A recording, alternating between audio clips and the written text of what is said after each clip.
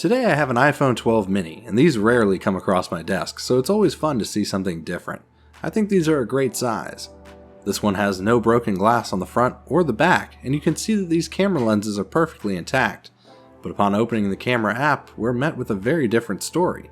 This is what it looks like when the tiny sensor behind the lens shatters, and so far it's been exclusively on iPhone from what I've seen.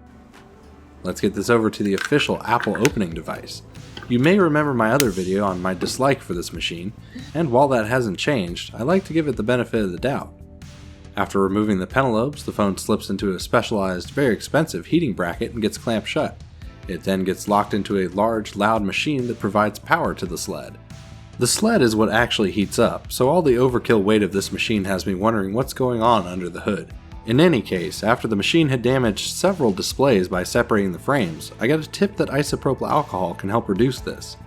It does not. The screen is still separated from the frame, which means this repair is going to be more work than it should. With the phone removed from the sled, it's time to lift the screen up, but not too far because the poorly bent ribbon flexes are also incredibly short.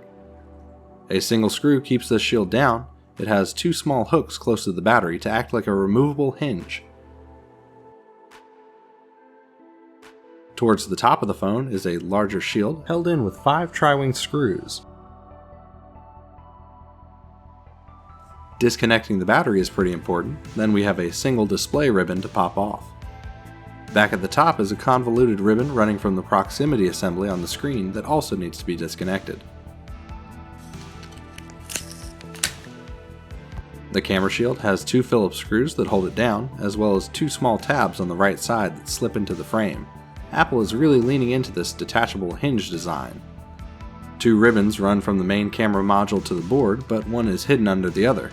Both need to be disconnected, and the camera assembly can be pulled out as one piece. The replacement camera assembly can then be slipped into the housing, and the 2 ribbons reconnected. Be sure to slip the right side of the shield in first under the tabs in the frame. Then the 2 Phillips screws will hold it down. From there, it's time to reconnect the display and proximity, as well as the battery, and power this on for testing. Nothing more frustrating than closing up a phone, only to have to disassemble it again when something goes wrong. Opening the camera app will give you an important camera message, letting you know this isn't the same part your phone shipped with. Apple really hates the right to repair, and has begun serializing different parts of the phone. This has no benefit to the consumer, considering the phone can't actually tell the difference between 2 parts from the same factory.